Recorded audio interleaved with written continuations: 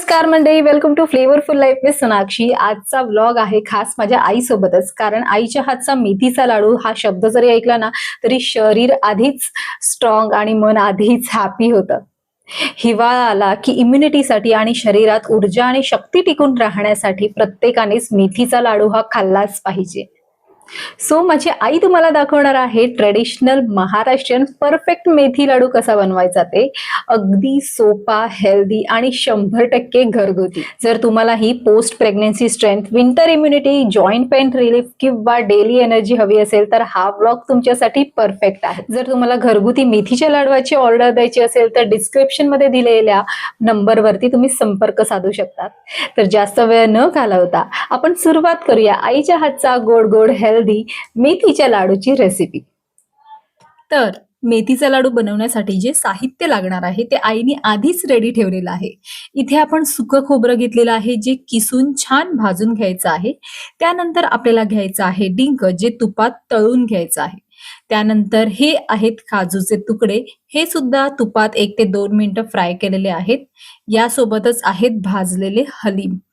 त्यानंतर आपण जायफळ, वेलची आणि सुंठ याची आईने एक छान पावडर बनवून घेतलेली आहे।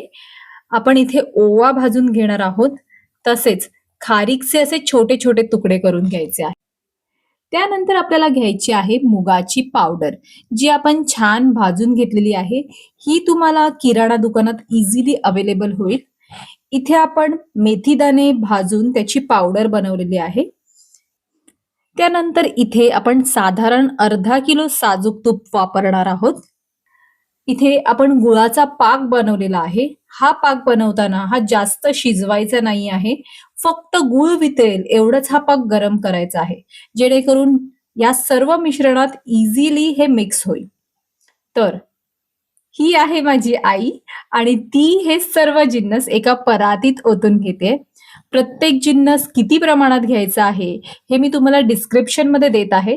आणि जर तुम्हाला काहीच मेहनत न करता नुसते आईच्या हातचे घरगुती आणि प्रेमाने बनवलेले लाडू खायचे असतील तर डिस्क्रिप्शन मध्ये दिलेल्या नंबरवरती तुम्ही संपर्क साधू शकता।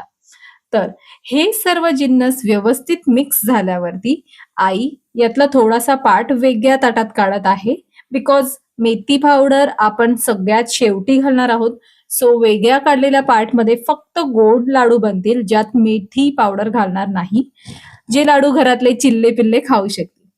आता आपण हा जो वितळलेला गूळ म्हणजे गुळाचा जो पाक आहे तो आपण या मिश्रणात ऍड करत आहोत। हे व्यवस्थित मिक्स करून हा पाक या मिश्रणात अशा प्रकारे हाताने मळून एकजीव करून घ्यायचा आहे, जेणेकरून गूळ सर्व मिश्रणात समप्रमाणात स्प्रेड होईल। सर्व मिश्रण व्यवस्थित एकजीव झाल्यानंतर आईने यामध्ये साजूक तूप वितळवून घातलेलं आहे आणि लाडू वळायला घेतलेले आहेत।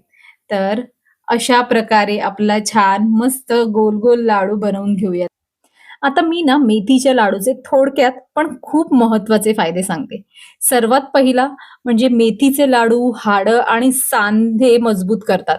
गुडघेदुखी, पाठदुखी किंवा थंडीने होणारा त्रास कमी करायला हे जबरदस्त उपयोगी आहेत।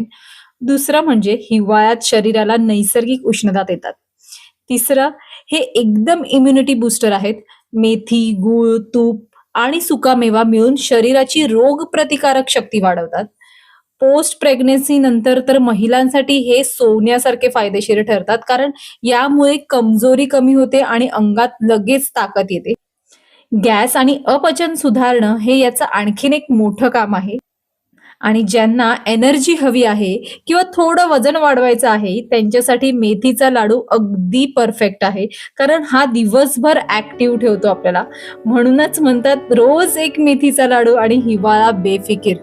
मित्रांनो, हा जर व्हिडिओ तुम्हाला आवडला असेल, ही रेसिपी तुम्हाला आवडली असेल तर नक्की लाईक, शेअर आणि सबस्क्राईब करायला विसरू नका।